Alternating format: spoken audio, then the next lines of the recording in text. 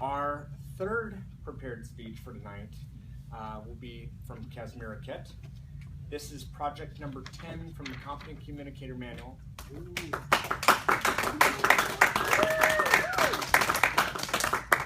You haven't even spoken yet, so. I know. We'll wait.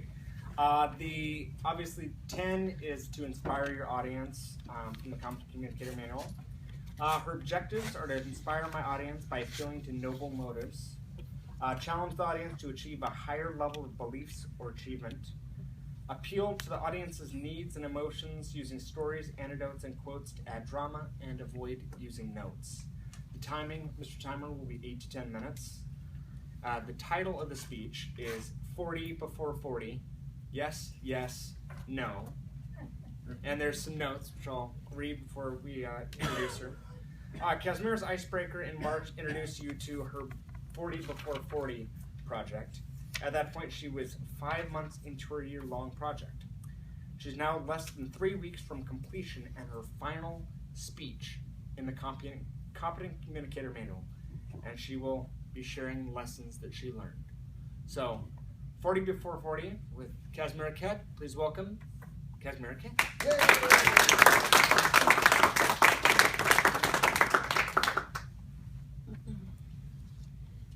On November 2nd, 2014, I began my 40 before 40 project, a sort of last gasp of my youth. I chose 40 projects to complete in my 39th year. Some of them were activities I enjoyed in my earlier years, but neglected later, like sailing.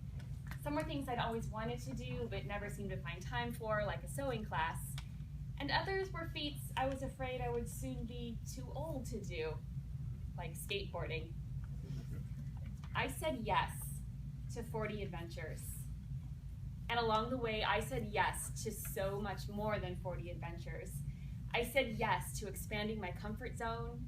I said yes to experiences beyond my list. I said yes to life.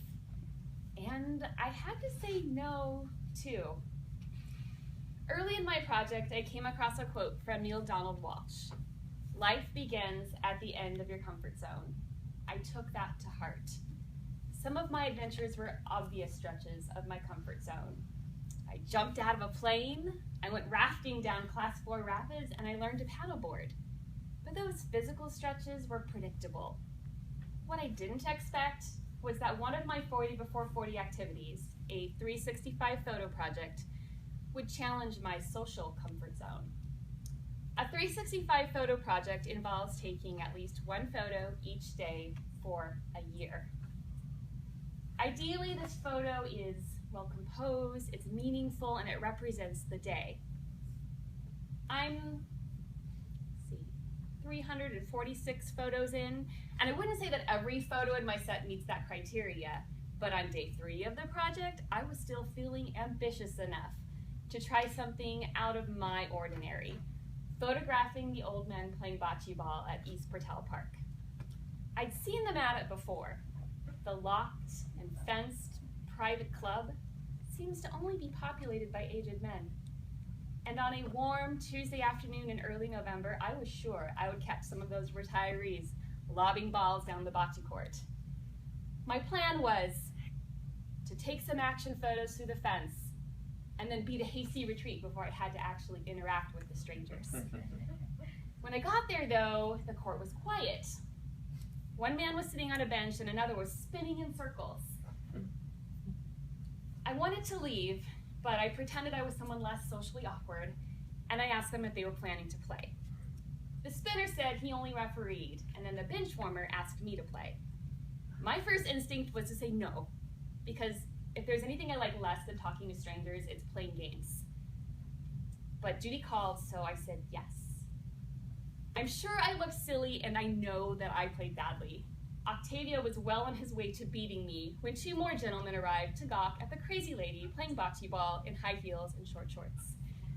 They offered bocce advice that I didn't take, and I explained my 40 before 40 project to Octavio. He laughed at my concerns over turning 40. He was 89, and it was the best year he'd experienced yet. I took his attitude to heart, and I belly flopped on the court to take a picture of the bocce balls, looking like planets on a field of gray for my 365 photo project that day. I lost a little of my dignity on the bocce ball court, but I had an experience more meaningful than I ever would have expected. Saying yes to a simple game of bocce ball makes it more likely that I might say yes to something even more uncomfortable in the future. I only listed 40 adventures for my year, but I found that one adventure always leads to another. It's as if saying yes opens a door into a room with 10 more doors and 10 more opportunities to say yes. Sometimes it was a literal trail of yes. For instance, saying yes to Toastmasters has led to a string of yeses that most recently resulted in the judges saying yes to Dan's humorous speech at the area contest. And sometimes the yes trail wasn't as clear. I felt like my 40 yeses echoed into the universe and opportunities came reverberating back. In late February, out of the blue, I got an email from one of my blogging idols, Indiana Adams, and she asked me to speak at the final Texas Style Council Conference. The Texas Style Council is one of the best loved blog conferences, and I was ecstatic and honored to not only be invited, but to be invited to speak. I've been blogging for over 8 years at that point, and I've never been to a blog conference. I always had some excuse why I couldn't go. I had to work, or I didn't have any money, or I didn't know anyone else going. But faced with Indiana's yes, how could I say no? I could take a couple days of vacation. All I had to pay for was plane fare, and not knowing anyone was an opportunity, not an obstacle. So I went, and I spoke, and I met amazing women, and I came home with a notebook full of connections and ideas for future adventures of exponential yes.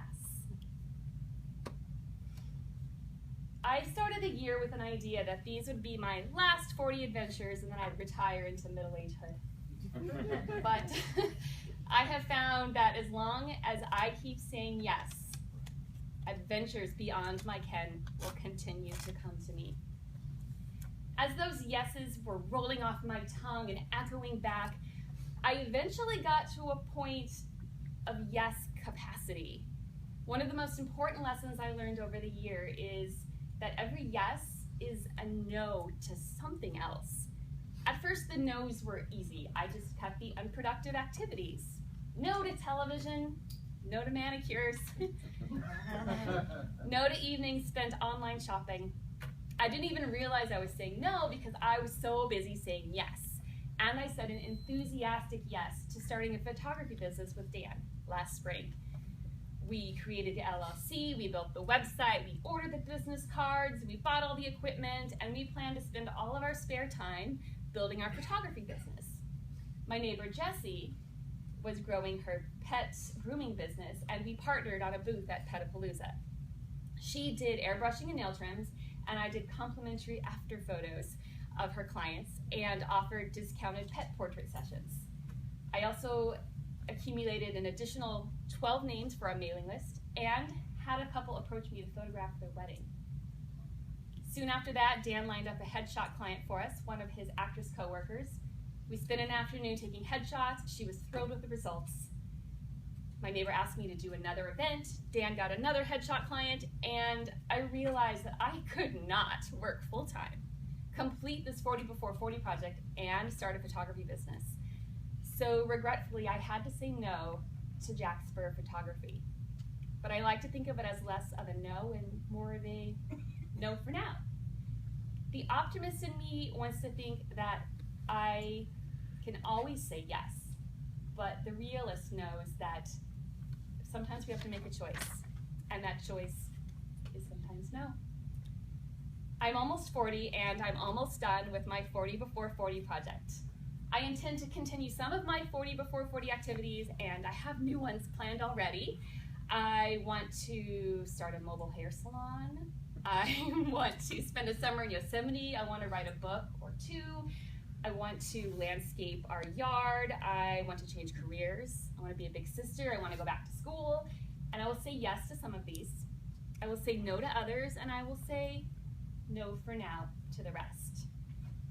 I encourage you to say yes to adventure. You will find exhilaration and satisfaction as you redefine your comfort zone.